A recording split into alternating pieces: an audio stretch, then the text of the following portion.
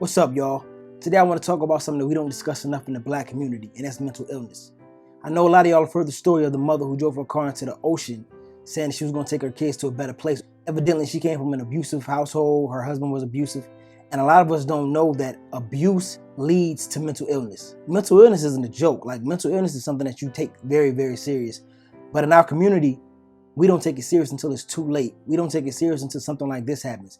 Thank God her sister, saw something wasn't right. She called the police and said, listen, my sister, she been acting crazy. She been saying things, demons or something in her house. One of the kids even said, mom is crazy. So the kids even saw what was going on. When she drove in the ocean with her car, she got out.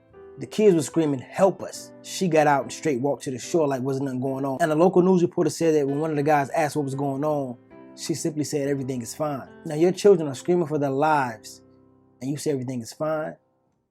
Mentally, she wasn't all that, and so you can't expect her to do anything else but not know what's going on. I just want to be clear about one thing. Mental illness is very prevalent in the black community, more so than any other community because of the stresses that we face every single day. And I mean poverty, when we don't have money, we don't have resources, the stresses of being unemployed, those things lead to depression, those things lead to being stressed, those things lead to being suicidal. And for whatever reason, this woman was at this point. Now, I'm not here to say that her abusive husband, if he was abusive, is the cause of this. But anybody with any sense could tell you that if this was the root of how she got to this point, then the abuse certainly played into her mental illness. I mean, as a woman, can you imagine being abused over and over again by somebody? Enough to where you feel like you got to leave. Enough to where you say, I want to take my kids away from this earth so this guy can no longer harm me.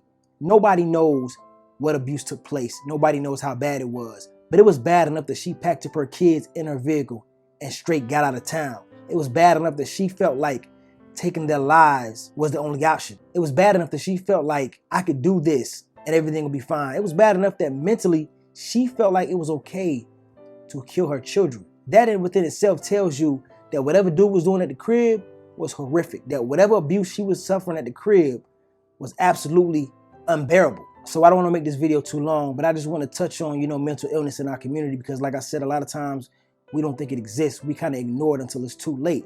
And I mean, sometimes mental illness is genetic. Sometimes it's substance abuse. Sometimes it's the environmental factors, where you live, the neighborhood, your environment, where you're from, what you see when you go out your door.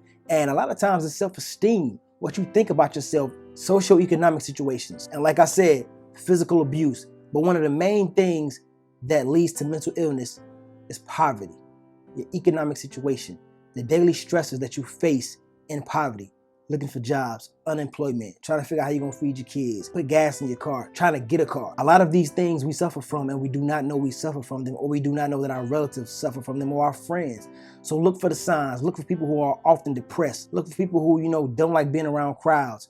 Look for people who always look down, who stress about everything. Those people need your help. So do what you can to help them because you don't want them to end up like this. You don't want your friends or your relatives to end up like this young lady.